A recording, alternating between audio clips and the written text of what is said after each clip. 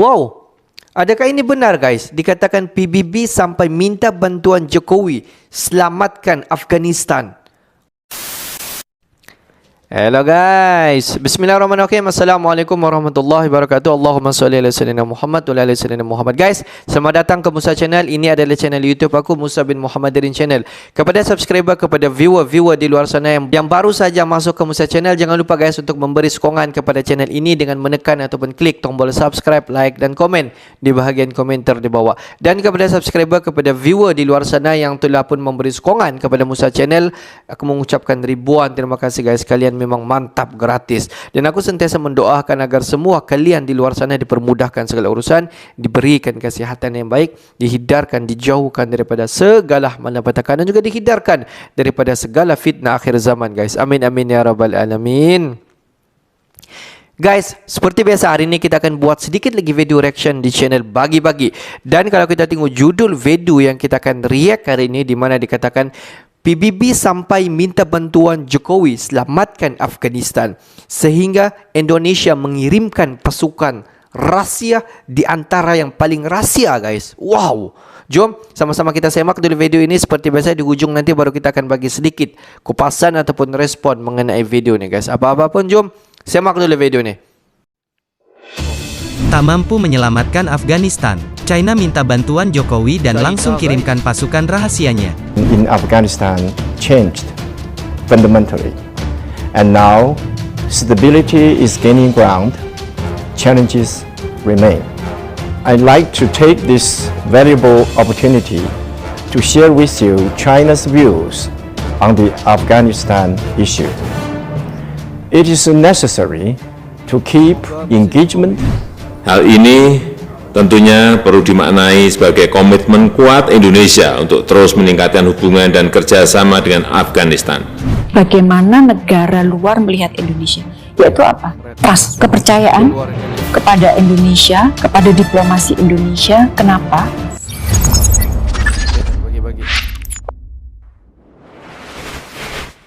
Halo sahabat Bagi-Bagi, tak mampu menyelamatkan Afghanistan dan Kongo, China tiba-tiba minta Jokowi untuk kirimkan diplomasinya. China tiba-tiba saja menghubungi Indonesia agar membantu di Afghanistan. Niat China ini mengundang segenap tanya bagi masyarakat Indonesia. Apakah ini sebagian dari strategi China agar terkenal di kancah global? Pasalnya lewat diplomasi Indonesia, sudah pasti misi ini akan berhasil. Dan untuk memperkuat diplomasinya, Indonesia juga telah membuat kapal perang baru dan telah menerjunkan berbagai unit paling rahasia milik Indonesia. Diplomasi Indonesia di berbagai belahan dunia memang tidak bisa diragukan lagi. Bahkan negara-negara besar seperti Amerika, China, dan Rusia sudah mengakuinya di hadapan PBB. Lalu kenapa China memanfaatkan diplomasi Indonesia? Sahabat Bagi-Bagi, tak ada angin tak ada hujan. Tiba-tiba, utusan khusus negeri Tiongkok China datang meminta bantuan Indonesia untuk menyelamatkan negara Afghanistan. Negara yang pemerintahan lamanya baru saja direbut dan kini dipimpin oleh kelompok Taliban. Sepertinya China sudah menyerah dan tidak mampu menyelamatkan Afghanistan, makanya pekerjaan rumah seperti ini diserahkan ke Indonesia. Pasalnya diplomasi Indonesia yang terkenal sangat mendunia bisa mendamaikan konflik. Lalu bagaimana Indonesia akan menyelamatkan Taliban? Sedangkan Indonesia sendiri sedang diambang masalah besar karena ekonomi China runtuh. Sahabat Bagi-Bagi, utusan khusus Kementerian Luar Negeri China atau MFA, yaitu Mr. Yue Xiaoyong, diketahui telah melawat 3 hari ke Indonesia. Sejak tanggal 25 hingga tanggal 27 November tahun 2022 kemarin. Dan tak cuma basa-basi, beliau ternyata menjelaskan posisi dan kebijakan China terkait Afghanistan. Dan hal itu pun terungkap dari Kementerian Luar Negeri China di Beijing, pada Selasa tanggal 29 November tahun 2022 kemarin. Dalam lawatannya ke Jakarta, utusan khusus China ini bertemu dengan Direktur Asia Selatan dan Kementerian Luar Negeri Indonesia, yaitu Bapak Yohanes Prasetyo. Selain itu beliau juga berkunjung ke kantor Nahdlatul Ulama, bertemu salah satu ketua pengurus besar Nahdlatul Ulama, yaitu Ibu Alisa Wahid, dan juga bertemu dengan beberapa politikus serta akademisi di Indonesia. Sahabat Bagi-Bagi, kemudian dalam pertemuan dengan Kementerian Luar Negeri Indonesia di Jakarta, Mr. Yue Xiaoyong ini menjelaskan posisi penting Indonesia dan kesiapan China meningkatkan kerjasama dan koordinasi untuk membantu negara Afghanistan dalam menciptakan stabilitas, meredakan kekacauan, membangun pemerintahan yang inklusif, dan melaksanakan pembangunan demi terjaganya stabilitas dan perdamaian di kawasan.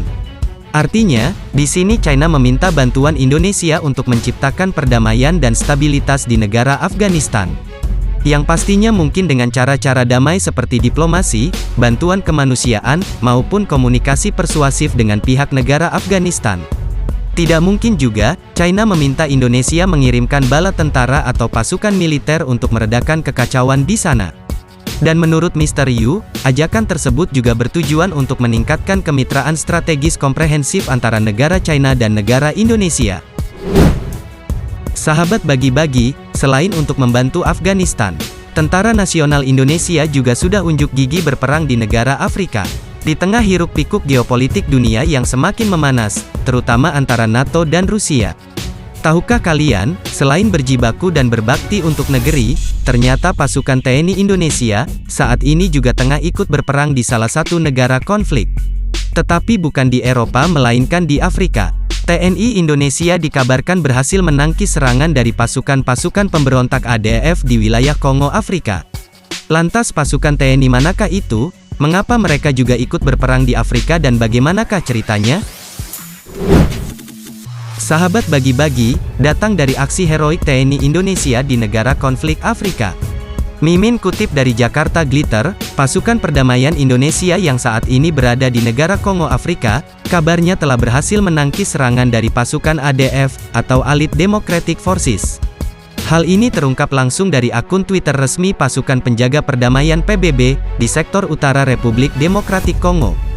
Dan tak main-main, dalam MONUSCO NUR, dan sektor ini mengatakan bahwa para pasukan perdamaian dari Indonesia yaitu The Cabitab, Tentara Fardisi dan UPDF telah bersama-sama menangkis serangan alias Democratic Force, atau pasukan ADF, di Desa Malino tanggal 22 November tahun 2022 kemarin.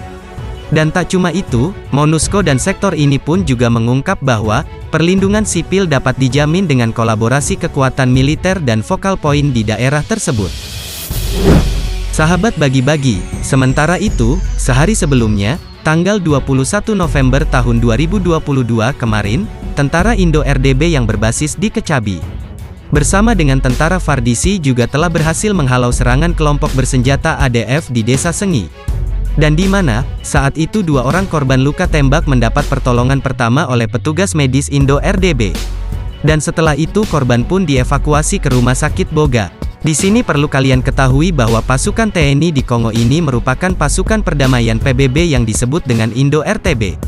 Mereka adalah Satuan Tugas Kontingen Garuda Rapid Deployable Battalion atau RDB TNI, yang bertugas untuk misi perdamaian PBB di Republik Demokratik Kongo. Sahabat bagi-bagi, untuk mendukung keberhasilan Indonesia dalam melakukan diplomasi di berbagai belahan dunia, Indonesia perlu alutsista yang canggih. Selain melatih tentara-tentaranya agar profesional, Indonesia juga terus lakukan pembelian alutsista. Salah satunya adalah kapal perang. 4 kapal perang baru Indonesia akan dibuat, yang lagi-lagi dibangun untuk memperkuat TNI Angkatan Laut untuk melaksanakan misi perdamaian. Pada tanggal 29 November tahun 2022 kemarin, 4 kapal perang baru telah diresmikan pembangunannya. Upacara freestyle cutting dan killing dilakukan di galangan kapal lokal yaitu PT Citra Shipyard Batam Kepulauan Riau. 4 kapal perang ini pun terdiri dari 2 jenis yaitu 2 unit kapal patroli cepat PC-4 dan 2 unit kapal Angkatan Laut ke-28. Dan kita sebagai warga negara Indonesia sudah sepatutnya berbangga.